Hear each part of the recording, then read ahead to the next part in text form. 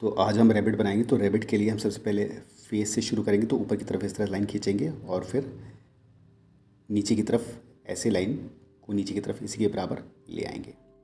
तो हमारा ये कान वाला पार्ट कंप्लीट हो गया आउटलाइन। अब अंदर की तरफ एक लाइन खींच लेंगे।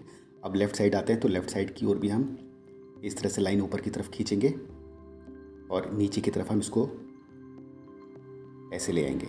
अब यहाँ पर भी बीच में एक लाइन और खींच लेते हैं तो हमारा दूसरा कान भी कंप्लीट हो गया। अब यहाँ से हम फेस की आउटलाइन बनाएंगे और नीचे की तरफ हल्का सा कर्व देके यहाँ पर लेके आ जाएंगे। अब यहाँ पर एक सर्किल बनाएंगे, ऊपर आईब्रो के लिए एक लाइन, दूसरी तरफ एक सर्किल और बना लेंगे और अंदर की तरफ भी हम इस तरह से सर्किल के अंदर सर्किल बना लेंगे हाफ।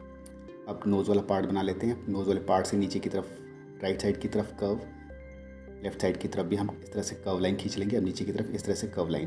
तो हमारा माउथ वाला पार्ट कंप्लीट हो गया। अब हम राइट साइड आते हैं तो राइट साइड के लिए हम फेस पर आउटलाइन जो है हमारी इस तरह यहाँ ला के हम बना लेंगे।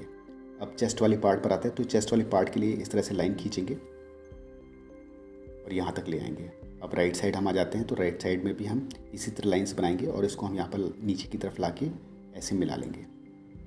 अब यहाँ से हाथ बनाएंगे राइट वाला, तो इस तरह से लाइंस बनाएंगे और ऊपर की तरफ ऐसे खींच लेंगे। अब लेफ़्ट साइड भी हम इसी तरह बना लेते हैं और ऊपर की तरफ ऐसे मिला लेंगे।